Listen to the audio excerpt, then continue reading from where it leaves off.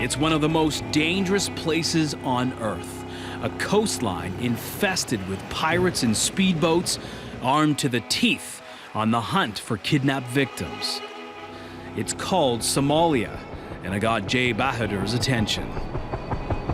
It's a country that people say is in anarchy. I mean, no one knows what goes on there. It's in, there's people are constantly saying it's in chaos. It's just a fascinating country.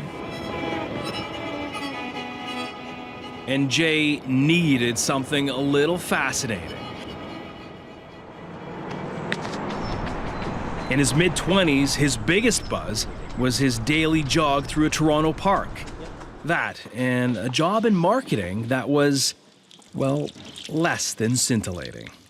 My first project was on premium napkins. That's napkins with 2 or 3 ply. Marketing research on napkins was a long way from everything Jay hoped for in life. Then, over beer in a downtown bar, a friend had a wild idea. We just started talking about Somalia.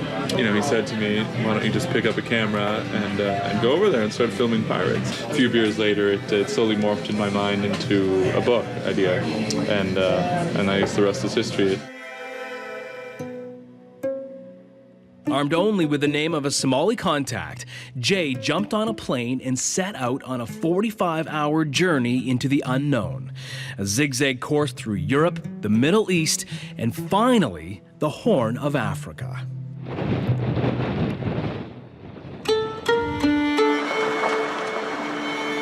That was really one of the scariest moments, getting off the plane, stepping into Somalia, and just looking around and hoping someone was there to pick me up.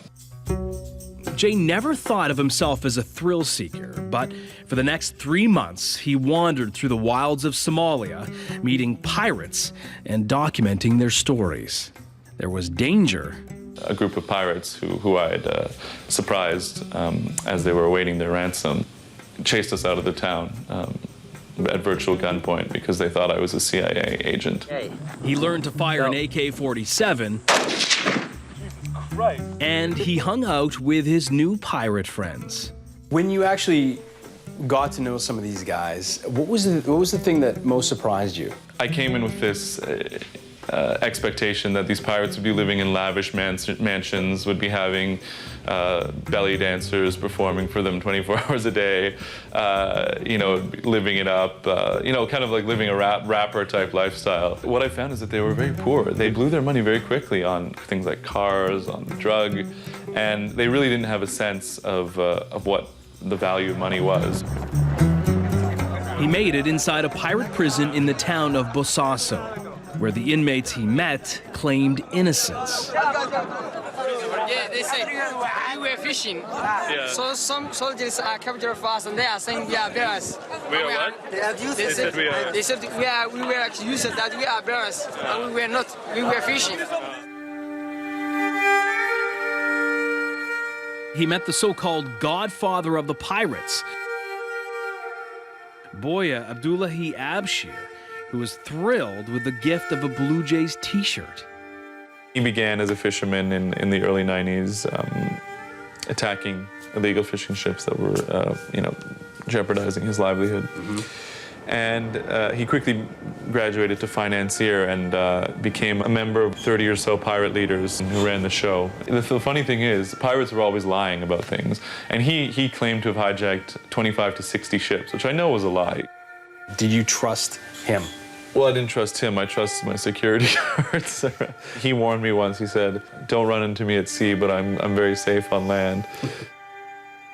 As much sympathy as you feel, these people are still involved in kidnapping, theft, in some cases, murder. I have absolutely no sympathy for what's going on now. What you have is it's become a business. And big business at that. Income from ransom, an estimated $80 million in 2010, with a high human cost as well. More than 4,000 seafarers attacked last year alone. I think the kind of pirate that's out there now is just a vicious breed compared to the early ones. Back home, Jay found a market hungry for pirate stories.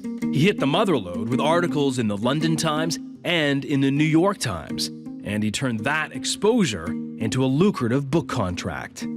On his blog, bragging rights from his appearances on the talk show circuit. Please welcome to the program, Jay Bahadur. Jay Bahadur. Jay Bahadur, A real-life tale. integrating himself Inside their hidden world.